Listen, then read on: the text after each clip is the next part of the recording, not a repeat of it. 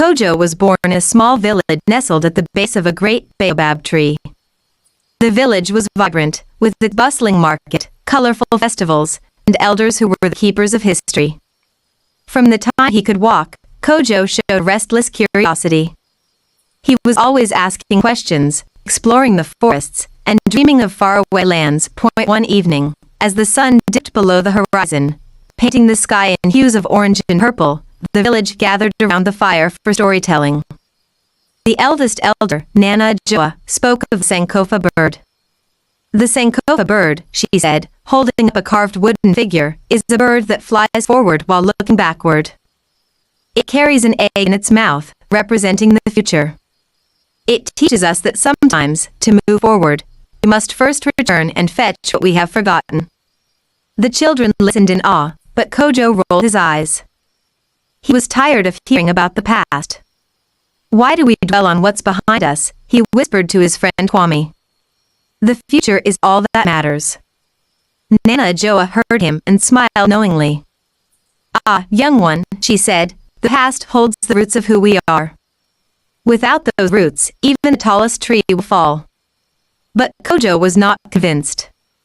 He dreamed of leaving the village to seek his fortune in the bustling cities he had heard about from travelers. When Kojo turned 18, he decided to leave his village. He packed a small bag, said goodbye to his family, and set off on foot. The elders blessed him, but Nana Joa gave him a parting gift, a small carving of the Sankofa bird. Take this, Kojo, she said. It will guide you when the time comes. Kojo accepted it reluctantly and tucked it into his bag. The journey was long, taking him through dense forests, across rivers, and over mountains. Finally, he reached the great city of Accra. It was a world unlike anything he had known, bustling with merchants, craftsmen, and scholars. Kojo was determined to make his mark. Kojo's intelligence and determination quickly earned him success. He started a trading business, buying and selling goods across the region. His wealth grew, and he built a grand house in the heart of the city. But with each passing year, Kojo felt more disconnected. Despite his riches, he found himself yearning for something he couldn't name. He avoided the traditional festivals and rarely visited the elders in the city. The carving of the Sankofa bird lay forgotten in a dusty corner of his home. One night, Kojo had a vivid dream.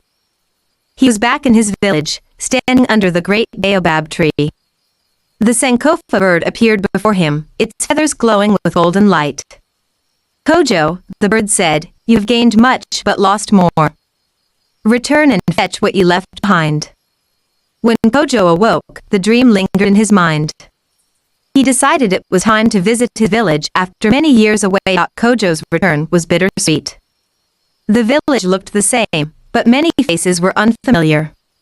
He sought out Nana Joa, who was now frail but still wise. Nana, he said, I've come back, but I don't know what I'm looking for. She smiled and handed him the Sankofa carving he had left behind. You are looking for your roots, Kojo. Without them, you cannot truly grow. Over the next weeks, Kojo immersed himself in the traditions he had once ignored.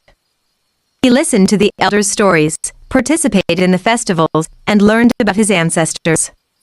Slowly, he began to understand the wisdom of Sankofa. Kojo decided to use his wealth and influence to preserve the culture and traditions of his people. He built a school in the village, where children could learn not only modern skills, but also the stories and values of their ancestors. He taught them the importance of Sankofa, urging them to honor the past while building the future. His efforts inspired others, and soon the legend of Sankofa spread far and wide.